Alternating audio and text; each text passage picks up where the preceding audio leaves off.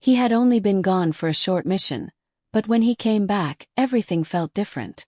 The little girl he'd adopted no longer clung to him the way she used to. She didn't fake illnesses or pretend to have a fever just to get his attention. She didn't call him husband anymore, or try to dress provocatively to impress him. Instead, she now addressed him politely as uncle, a title she'd never used before. Her once stylish outfits were replaced with a simple worn school uniform that covered her completely. At first, he thought it was just maturity. After all, she had just turned 18. But the truth was far more complicated. In her past life, she had married Ethan Carter. For 50 years, she had loved him, worked for him, and devoted herself to him. When he passed away, she found a photo hidden among his things. On the back he had written, "The love of my life for 50 years. And next to it was a woman, Olivia Jennings, smiling gently in the light of the moon. That moment shattered everything she believed. This time around, she wasn't going to chase after his expectations. She wouldn't beg him to take her on missions or force herself into his world. Instead, she chose her own path. Inspired by her parents, who had died protecting others during a war, she applied to the military medical university. She wanted to become a doctor without borders, someone who could make a difference on her own terms. When she got the acceptance letter, Ethan had just returned from a military mission. He was in the main hall, helping Olivia organize some things. She held the thick envelope tightly behind her back, unsure of what to do. Olivia's sweet voice filled the room. "This silk fabric is a gift for Aunt Helen. And these records. I asked a colleague to find them since you mentioned Grandpa loves opera." Then, with a shy smile, she pulled out a blue plaid tie. "I bought this for you when we were at the mall. It looks great on you. Let's save it for our wedding day, okay?" Her words hit like a punch to the chest. So it was really happening. Ethan and Olivia were getting married. And maybe she was finally ready to let go. She should leave. Without her constant presence, Ethan could finally be happy with the woman he truly loved. Olivia noticed her then but pretended not to. At least, not at first. "Oh, did you not bring a gift back for Emily?" Olivia teased, wrapping an arm around Ethan's. "Do you think she'll be mad at her future aunt? After all, it seems like she's never really liked me much." Ethan sighed. "She's just a kid. Mature. Don't take it to heart. Even though she grew up here, she's still an outsider. Sooner or later she'll move out." The words cut deep. Her fingers trembled slightly. It felt like her heart had been crushed into pieces. She had been 7 when General Carter took her in.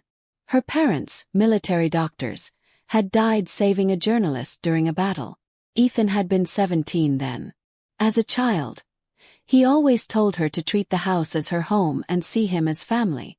Now she was just an outsider. After getting the reaction she wanted, Olivia finally turned to her with a fake smile. "Oh, Emily, you're back."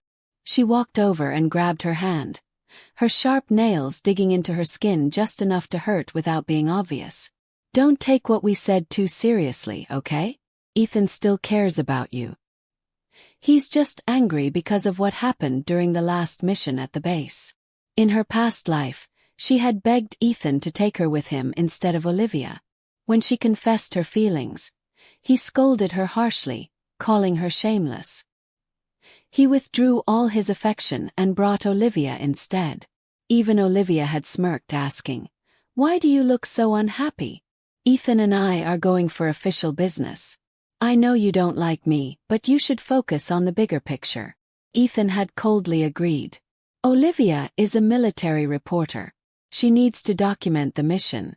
If I don't bring her, who else can I bring?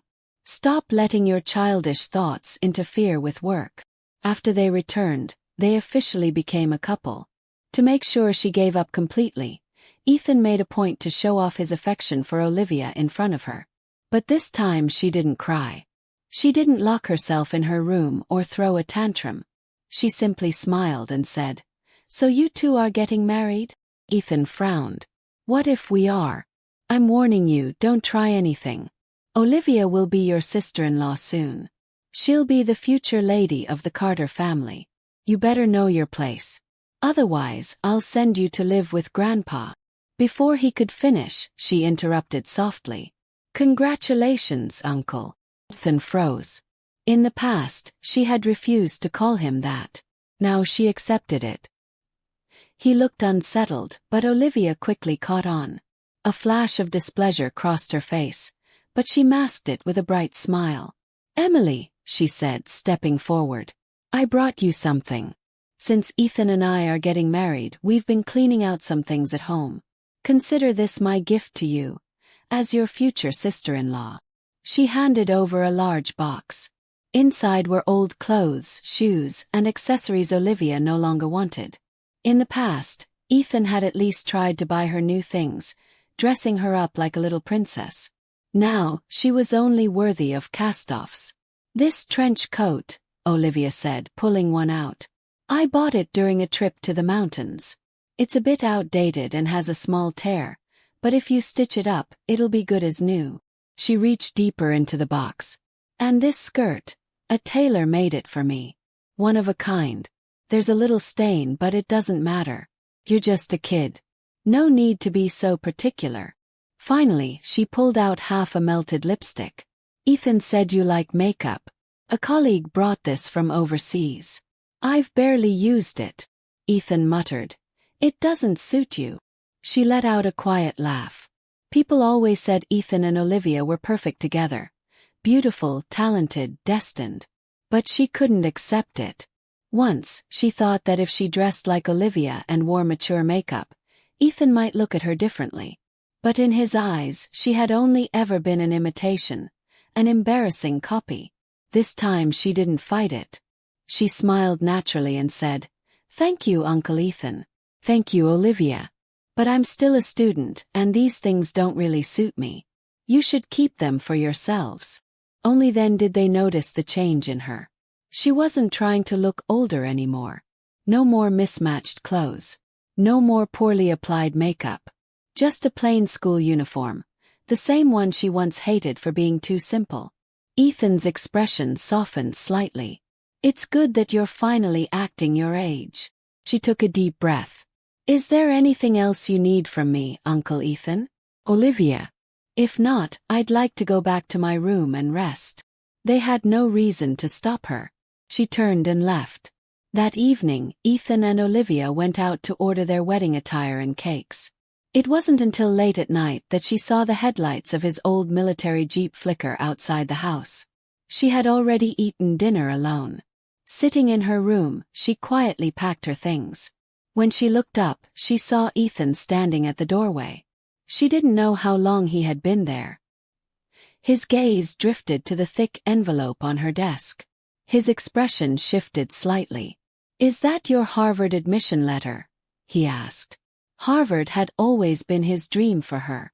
He believed she deserved the best education, the best university. In her past life, she had followed his every expectation.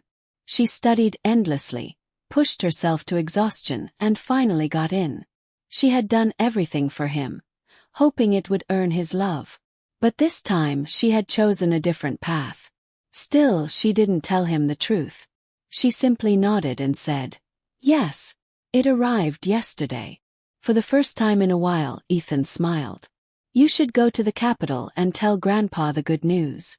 Olivia and I are busy preparing for the wedding. We won't have time to look after you. She gave a quiet nod. All right. The military medical university started earlier than most schools. She had been wondering how to slip away without him noticing.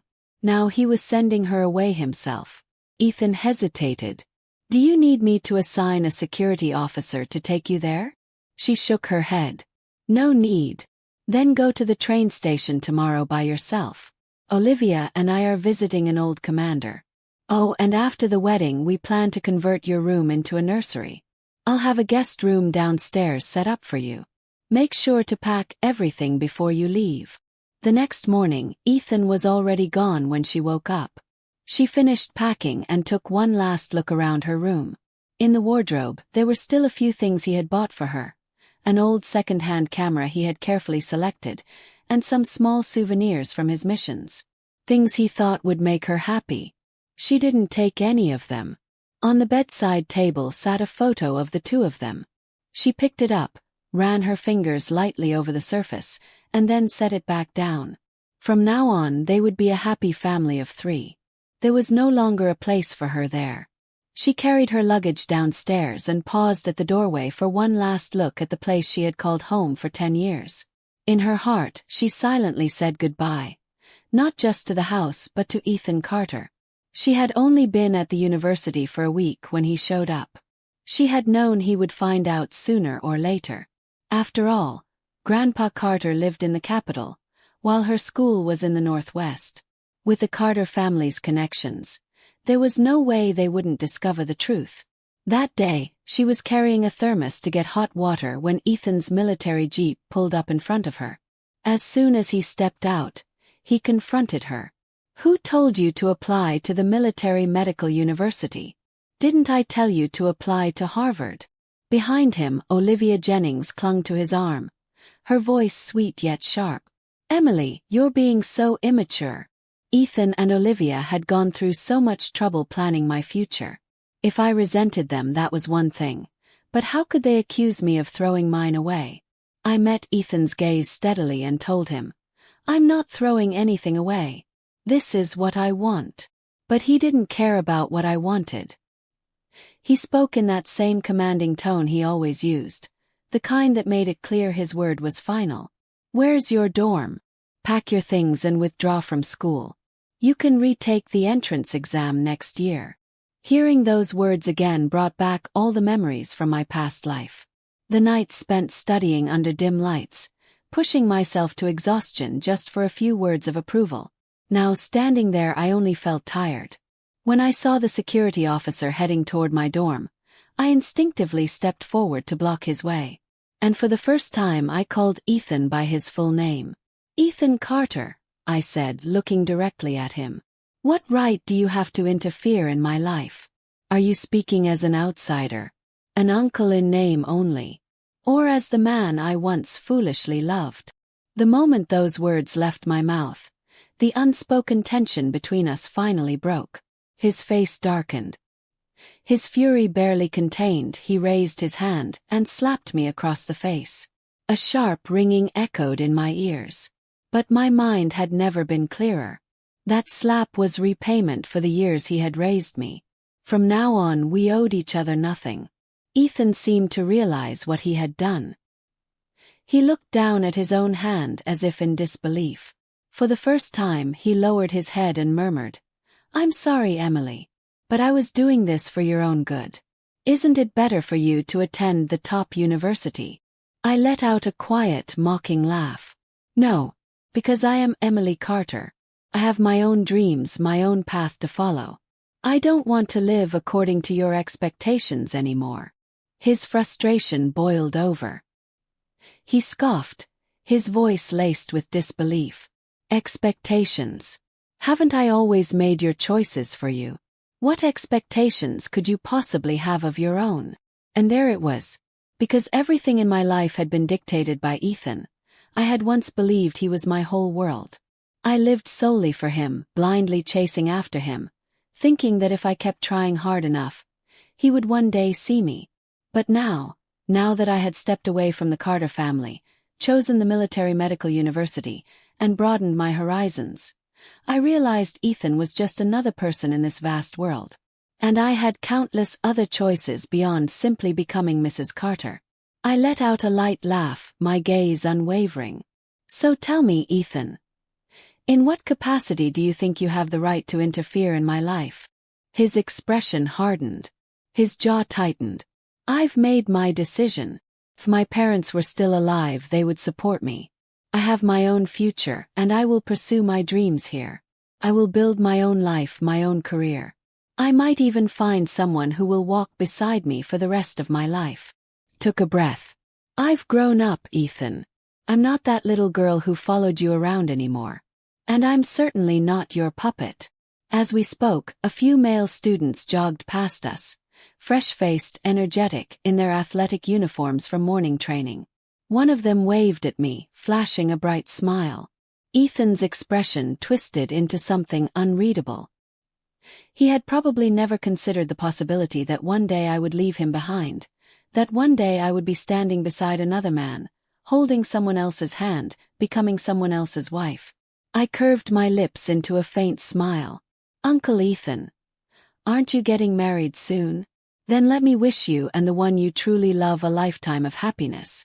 A wedding takes a lot of preparation. You should focus on that, not on an outsider like me. Someone with no blood ties to your family. I paused before adding, I heard the wedding is scheduled for next month. University coursework is demanding and I won't have time. I won't be attending your wedding. Ethan said nothing, but his expression darkened. Unexpectedly, something went wrong at Ethan and Olivia's wedding, and I was involved. I had only been enrolled at the Military Medical University for less than a month when an article in the newspaper threw me into a public controversy. On the front page was a large, grainy black and white photo of an elderly man in his 60s kneeling on the ground. His face was twisted in desperation as he clutched the hand of a young female military doctor, begging for help. And that young doctor was me. The headline read, Elderly man suffers medical emergency, begs young military doctor for help. Heartless soldier ignores his pleas. Beneath it, the byline credited the reporter, Olivia Jennings. But that wasn't what had actually happened. The Military Medical University operated under a strict closed campus system. Students were only allowed off campus once a month for necessities. That day, I had been at a department store near campus when I encountered the elderly man. His wife had suddenly collapsed due to a cerebral hemorrhage. But I was just a first-year student, barely trained and completely unqualified to handle such a medical emergency. The only thing I could do was rush back to school to get help. Fortunately, I ran into one of our professors at the school gates. Thanks to his intervention, we got the woman to the hospital in time to save her life. The man had knelt before me, not to beg for help, but to thank me. And yet, he had only been on the ground for 2 seconds before we pulled him back up. Somehow, in those 2 seconds, a reporter had captured the moment, twisted the story, and turned it into a nationwide scandal. Emily, we understand your situation, and we believe in your character and dedication to serving the people, my instructor said. But the impact of this article has been terrible. Many readers have sent letters demanding the school take action against you. The university needs you to provide an explanation as soon as possible. I took a deep breath, staring at the name beneath the headline. Don't worry, Professor. I'll handle this. The next time I saw Ethan and Olivia was when they came to the Capitol to meet Grandpa Carter and finalize the wedding arrangements. I walked straight up to Olivia and slammed the newspaper down in front of her, along with statements from the elderly couple and my professor clearing my name. Olivia's face stiffened, but she quickly forced a smile. Oh, Emily, I'm so sorry. I didn't know you were the person in the photo. The picture was taken by one of my colleagues. I was just following his notes when I wrote the article. I raised an eyebrow. Even strangers managed to figure out who I was from that blurry photo. And yet you, someone who knows me well, want me to believe you had no idea. Do you really think that excuse works? She opened her mouth to say something, but I cut her off. Is this what your newspaper does? Printing falsehoods without verifying the truth first? Do you journalists just sit in your offices making up stories instead of investigating? Her face flushed with anger. Do you even know my credentials? Do you know my standing in the journalism world? And you, a mere student without even a diploma, dare to question me? I let out a cold chuckle and stepped closer, watching the unease flicker across her face. Ethan once told me you were an exceptional woman. Someone so outstanding that he forced me to retake my exams just so I could follow your path. But now I see, you're nothing special after all. Not only have you insulted my honor as a soldier, but you've also disgraced your profession as a journalist. She tried to protest, but I didn't give her a chance. I'm not that naive little girl you could manipulate anymore, I said, my voice steady. Do you even understand the consequences of fabricating a story about a soldier? Do you know how serious a crime it is to incite hostility between the military and civilians? If you don't want to end up in prison, You'd better write a retraction and issue a public apology. Otherwise, be prepared for what comes next." Olivia's eyes reddened. Her lips trembled as she whispered, "The news cycle will move on soon. This is just a small issue. It'll all blow over in time. If I retract my article now, it will ruin my career." Just then Ethan, who had remained silent, finally stepped forward. His face was dark with displeasure. For a moment, I thought that as a fellow soldier, he would stand by my side, that he would at least acknowledge my anger and support me in clearing my name. But instead he frowned and said, "The article wasn't Olivia's fault. She was misled by a colleague. Why are you making such a big deal out of this? Olivia has worked hard to reach where she is today. Are you really going to destroy her career over something so trivial?" I felt my breath hitch. My chest tightened as tears stung my eyes. I wasn't sure whether I was more angry or disappointed. Maybe both. I clenched my fists and forced my voice to stay steady. "And what about me, Ethan? What about my future? I worked so hard to get into the military medical university. This isn't just my dream, it's my parents' legacy. And yet, because of a few careless words from her, my reputation has been completely ruined. Does that mean nothing to you?" I took a shaky breath. "You can't even guarantee your own degree." Ethan stared at me for a long moment before finally speaking again. "It would be even better if you just withdrew from the military medical university. If you retake the exams next year, you can still apply to Harvard." The words had barely left his mouth when a loud slap cut through the air. The entire room fell into stunned silence. Even I was momentarily frozen by my own action. Ethan's face bore the clear imprint of my palm, a bright red mark against his skin. He furrowed his brows, staring at me in disbelief, as if he couldn't process what had just happened. It was Olivia who reacted first. She rushed forward, her voice shrill. "Emily, what are you doing? I know you're upset about my marriage to Ethan, and now that you've finally found something to use against me, you must be eager to step on me, right? But Ethan is your elder. The Carter family raised you. How could you treat him like this?" I let out a cold, mocking laugh. "Do I owe the Carter family?" Yes. I already repaid that debt in my past life. 50 years of devotion only to be cast aside. I turned my gaze back to Ethan and Olivia. And let's not forget, my parents saved countless lives on the battlefield, including members of the Carter family. General Carter took me in not out of kindness, but out of gratitude and guilt. If anything, it's your family that owes mine. I paused, then added softly, "Maybe I did love Ethan before, but not anymore. After what he just said, all I feel is disgust." I stood there, my palms still tingling from the slap I had delivered. Ethan didn't move. Olivia clung to his arm, her eyes wide with shock, maybe even fear. But not of me, of what I represented. A girl who no longer needed them. "I don't owe you anything," I said quietly, my voice steady despite the storm inside me. "Not anymore." Ethan finally looked at me. Not as the little girl he once raised, not as the student he tried to mold, but as someone new. Someone he no longer recognized. And maybe, just maybe, that was the most painful thing for him. Olivia opened her mouth to say something sharp, but Ethan raised a hand to stop her. For once she obeyed. He turned and walked away without another word. The next day, I returned to the university, handed my professor the signed retraction Olivia had been forced to issue, and resumed my studies like nothing had happened. The scandal faded. My name was cleared. Life went on. But something inside me had shifted forever. I wasn't running from anyone now. Not Ethan. Not the past. Not even the memory of the life we once shared. Months later I heard they still got married, but not in the way they planned. Olivia's reputation had taken a hit, and Ethan was reassigned overseas. A quiet transfer, buried under military paperwork. No grand ceremony. No fairy tale. Sometimes I wondered if they were happy, if they ever looked back and questioned the choices they made. But I never reached out. Never looked back. 'Cause I was building my life now.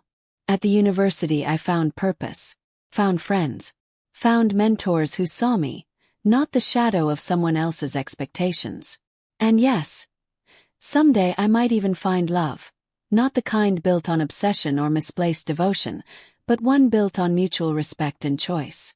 One day, when I'm ready, I'll walk into a hospital wearing my white coat, and I won't be thinking about Ethan Carter. I'll be saving lives. That's the kind of legacy I want to leave behind. Not as someone's wife. Not as someone's mistake. But as Dr. Emily Carter. The one who chose her own path, and never looked back.